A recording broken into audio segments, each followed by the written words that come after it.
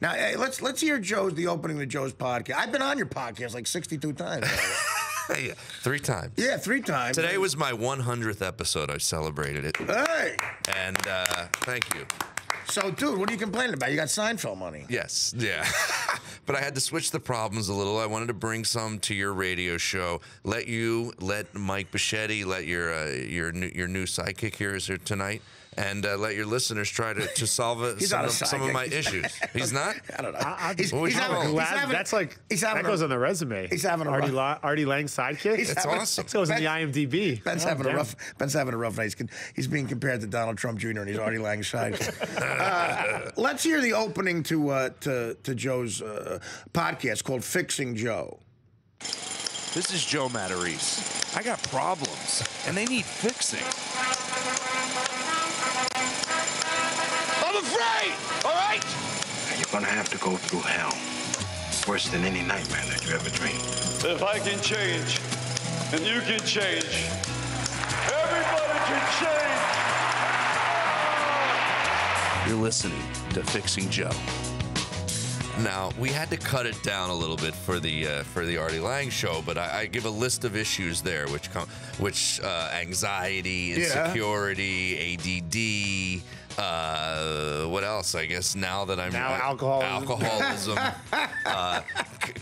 anger issues, yelling at football games. Yeah, but now wait a minute. Now, you see, now first of all, how long before you think the Stallone people sue you for that opening? I mean, is that true? They can come after me. I don't know. Something about podcasts, you can kind of the world of the internet. Like do whatever you want on a podcast. Well, you're right. And YouTube, play whatever you want. YouTube, you could go nuts too. It doesn't matter. But no, it does on YouTube. If you throw something in there that's a real song, you can't get the residual money. No? No, you cannot. Oh, okay.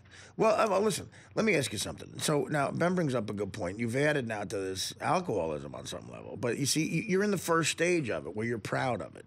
You're in the first stage of alcoholism. I'm proud of it. You're in the first stage of it where you go, well, it's a couple of drinks. What? What am I doing? I'm having a whiskey. 4 hours to kill. What else am I supposed to do? There's a million other things in the world. I have heard you say that a lot. That's the first stage. Yeah, I used to hear you on a lot of different on radio saying that all the time. Oh, what am I gonna do? I'm in Pittsburgh at a Hawthorne Sweets. It always is a Hawthorne Sweets. Is that your impression? That's my Artie Lange impression. A steak sandwich and take a dump like what this. I feel like you've done that voice a lot, making fun of me when I'm not around.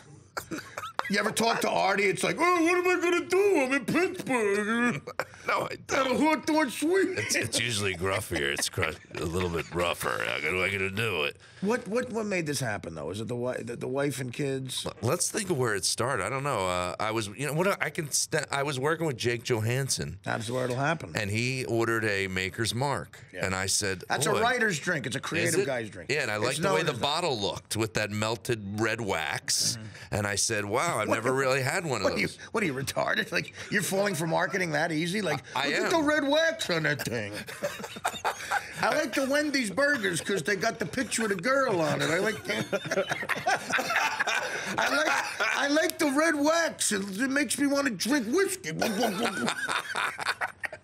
I like sugary drinks. The red wax is what it really did. I saw the bottle, and it made me feel want strong, one. felt tough. Yeah. I've always wanted, I don't know, I've always liked Dean Martin and the whiskey, and I've never been able to drink it my whole life. Whiskey for the wax. I know. I agree with you. I love that whole thing too, the Rat Pack thing, but it's going to lead to other drugs. Well, you know where else it started is I don't like to fly, and I had to fly to California a lot in the last year, and I started drinking on the flights, and it would make me not care I was in turbulence, and I was like, this is awesome. It does. It makes you not care. That's the greatest thing about being high, or there's a reason people get addicted to opiates and blow and amphetamines and liquor and weed because you don't care about anything. Your problems go away. It's fantastic. Yeah. But it's a dead end street. Have I told you that? But I don't know. I guess because I have good genes. My dad's not a drinker. My mom's not. I've never seen my parents drunk ever in my life. Yeah. My wife doesn't. My dad had half a glass of wine once, and he's like, "Oh, I got high." And like, yeah, your father doesn't seem like a drinker. You know who his father is, by the way? No, who? Well, you're a Philly guy. Maybe you don't know him as well. Jeffrey Lyons. You know the film critic Jeffrey Lyons? Oh yeah. Yeah. That's his old man. Doesn't drink. Doesn't drink. No, it seems like he's a '60s guy. Too high on baseball. That's well, no, I know. Yeah. That's what he says. Too high on baseball. But he seemed like a guy who missed the '60s. Didn't affect him in that way, right? No. The Red Sox were on his brain. Yeah. Not the bottle of wax whiskey.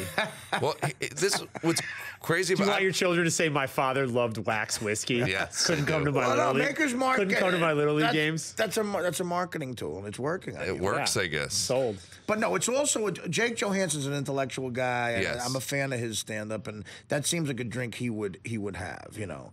So you got hooked on it. So I had one or two with him. How long ago was that? It's probably about 6 months ago. He was on my podcast, and we had a few drinks and did the podcast. He and brought booze. So you're drinking on the job. we were at Levity Live. We were working out in Nyack. In Nyack, and then I was like, oh, these are pretty good. And next thing I know, I'm buying a bottle, and I got it in my house.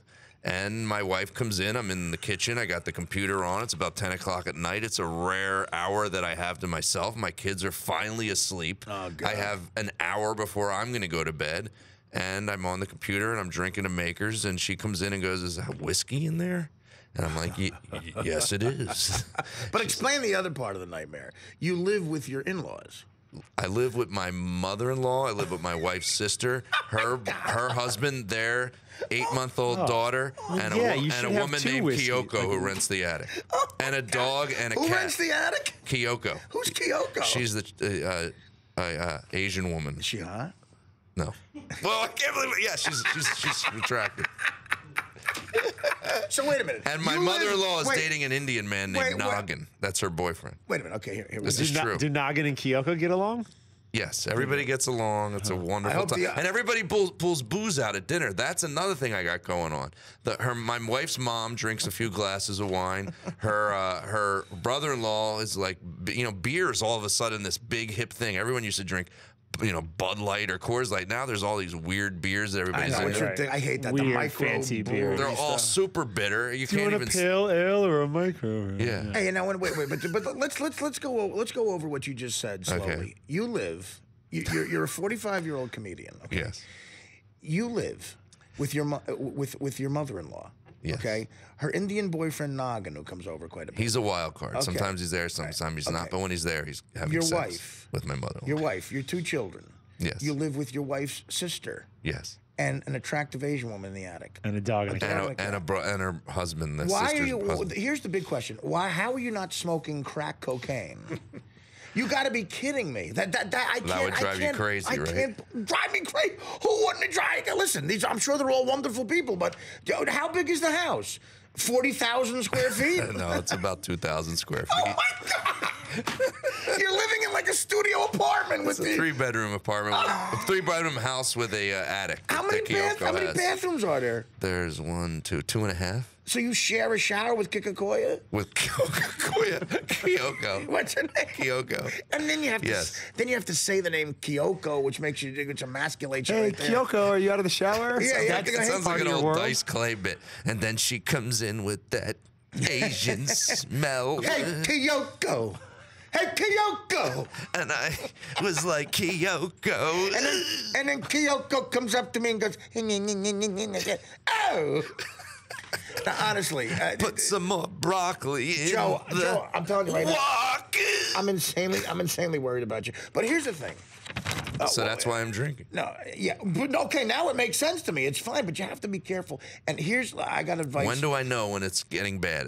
That's my question for you. When do I know, oh, this is too far? If you're in a psych ward playing Scrabble, that's when I figured it out. Listen, we have some advice about your wife about how to get her back. What's going to happen here from Paul Sorvino. Let's hear this. I'm going to tell her you're going to go back to her, and everything's going to be just the way it was when you were first married. It's going to be romance. It's going to be beautiful. I know how to talk to her, especially to her. So it's going to be beautiful. Let me be Paul Sorvino in this case. Let me talk to her. Okay, I have a stand-up comedy job that I was going to send Pete Dominic down in Florida for. Instead, you go down to Pete, all right? And when you come back, you go back to her. In the meantime, I'll talk to her. Okay. I know exactly what to say to her. I'm very concerned about this. You live with your mother-in-law, your wife, your kids.